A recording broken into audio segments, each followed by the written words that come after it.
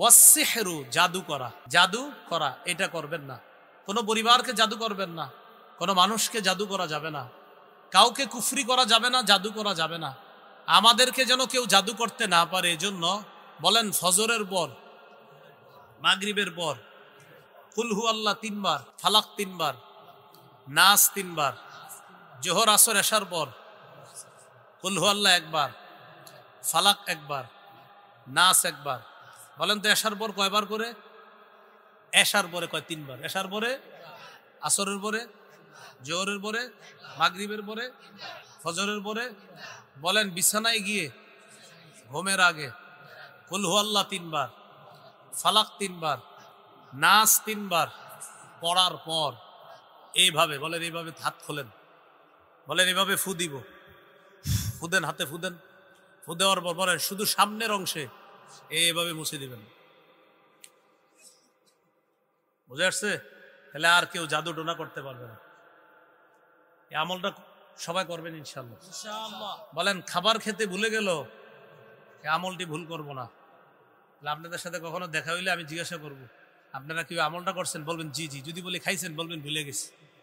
খানার কথা বলবেন মনে নেই, আমলটা জিজ্ঞাসা করলে বলবেন মনে আছে। বলেন ইনশাআল্লাহ।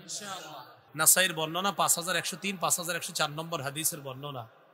عن علي بن أبي طالب رضي الله تعالى عنه أن رسول الله صلى الله عليه وسلم لعن آكل الربا وموكل وكاتب وشاهدا। لعن آكل الربا, যে সুদ খায়, ওয়ামুকিলা, যে সুদ দেয়, ওয়াকাতিবা, যে সুদের কারবার লেখে, ওয়াশাহিদা, যে সুদের সাক্ষী দেয়। 4 শ্রেণীর উপর আল্লাহ নবীর 24 ঘন্টা অভিশাপ চলে। আকলু মালিল ইয়াতীম, এতিমের সম্পদ অন্যায় ভাবে ভক্ষণ করা। আল্লাহ বলেন ইন্নাল্লাযীনা ইয়াকুলুনা আমওয়ালাল ইয়াতামা যুলমা ইন্নামা ইয়াকুলুনা ফি বুতুনিহিম নারা ওয়া সায়াসলাউনা সাঈরা। 4 পারা 17 নম্বর পৃষ্ঠা একদম শেষে আল্লাহ বলেন নিশ্চয়ই যারা এতিমের সম্পদ অন্যায় ভাবে পেটে ঢুকায় তারা পেটের মধ্যে আগুন খায়। এক অংশ আমি, বাকি অংশ আপনারা। এতিমের সম্পদ যারা খায়, কি খায়? বলেন এতিমের সম্পদ যারা খায় কি খায়? তাহলে আপনি আপনার বড় ভাইয়ের সম্পত্তিগুলা ভাতিজার কলমের খোসায় যে নিয়ে নিছেন ভাতিজার থেকে, এটা এতিমের সম্পদ খাইছেন। আল্লাহর কাছে দাঁড়ানোর জন্য তৈরি থাকেন।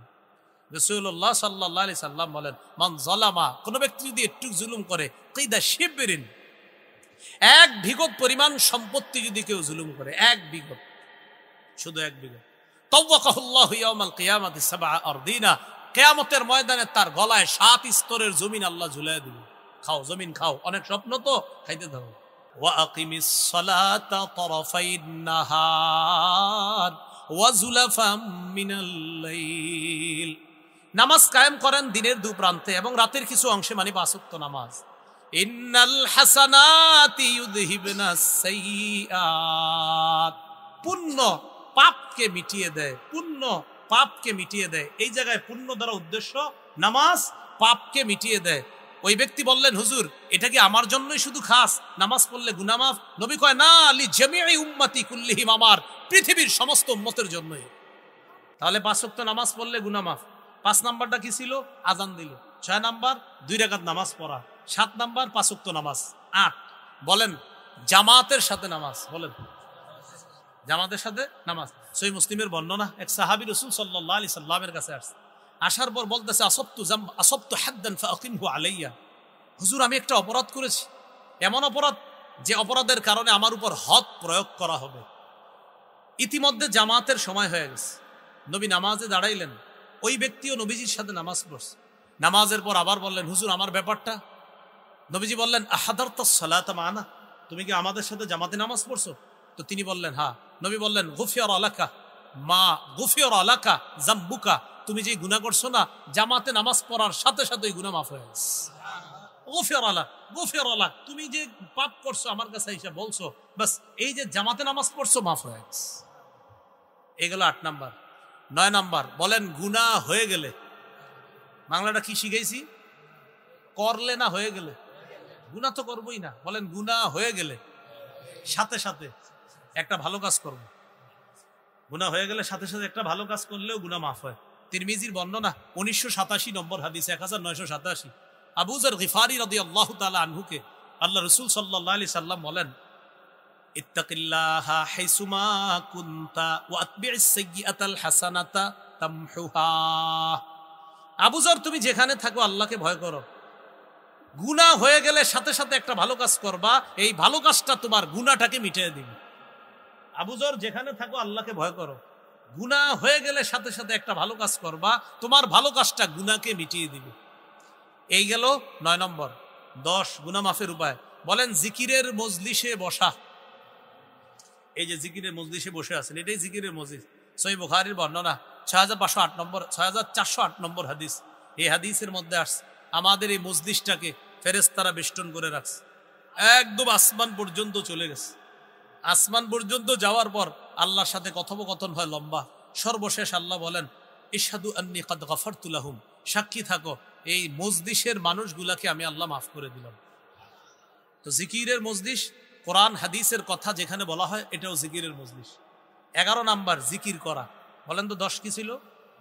মজলিসে বসা। 11 জিকির করা। সহিহ বুখারীর বর্ণনা 6405 নম্বর হাদিস। এই হাদিসে আসছে, মান ক্বালা ফিল ইয়াউমি, যে ব্যক্তি একদিনে বলে মিয়াতা মাররা 100 বার সুবহানাল্লাহি ওয়া বিহামদি, যে ব্যক্তি দিনে 100 বার বলে সুবহানাল্লাহি ওয়া বিহামদি, হুত্তাত খাতায়া ওয়া ইন কানাত মিসলা জাবাদিল বাহরি, সমুদ্রের ফেনা পরিমাণ গুনাহ থাকলেও মাফ। সুবহানাল্লাহি ওয়া বিহামদি কয়বার বললে? 100 বার। এই হলো জিকির করা।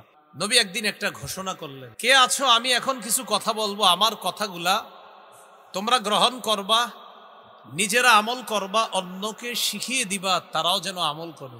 ফাকালা আবু হুরায়রা রাদিয়াল্লাহু তাআলা আন ফাকুলতু আনা ইয়া রাসূলুল্লাহ। আবু হুরায়রা রাদিয়াল্লাহু তাআলা আনহু বললেন, হুজুর আমি আছি, আমি আপনার কথাগুলা শুনবো, নিজে আমল করব, অন্যকে শিখিয়ে দিব তারা যেন আমল করে। আবু হুরায়রা রাদিয়াল্লাহু তাআলা আনহু বলেন, ফাআখাযা বিয়াদি ফাআদ্দা খামসা। নবী আমার হাত ধরলেন, ধরার পর গুনে গুনে 5টি জিনিস আমাকে শিখিয়ে দিলেন। 1 নম্বর, ইত্তাকিল মাহারিমা তাকুন আবাদান নাস। আবু হুরায়রা, হারাম কাজ থেকে বাঁচো, হারাম কথা থেকে বাঁচো, তাকুন আবাদান নাস, তুমি মানুষের মাঝে সবচাইতে আল্লাহর শ্রেষ্ঠ আবেদ, শ্রেষ্ঠ ওলি হিসাবে গণ্য হয়ে যাবে। 2 নম্বর, ওয়ারদ বিমা কাসামাল্লাহু লাকা তাকুন আগনান নাস। আল্লাহ তোমার জন্য যা বরাদ্দ করে রেখেছেন এতে তুমি সন্তুষ্ট হয়ে যাও, খুশি হয়ে যাও, তাকুন আগনান নাস, মনের দিক থেকে পৃথিবীর সর্বশ্রেষ্ঠ ধনী মানুষ হয়ে যাবে। 3 নাম্বার, ওয়া আহসিন ইলা জারিকা তাকুন মুমিনা, তুমি প্রতিবেশীর সাথে উত্তম আচরণ করো, খাঁটি ইমানদার হয়ে যাবে।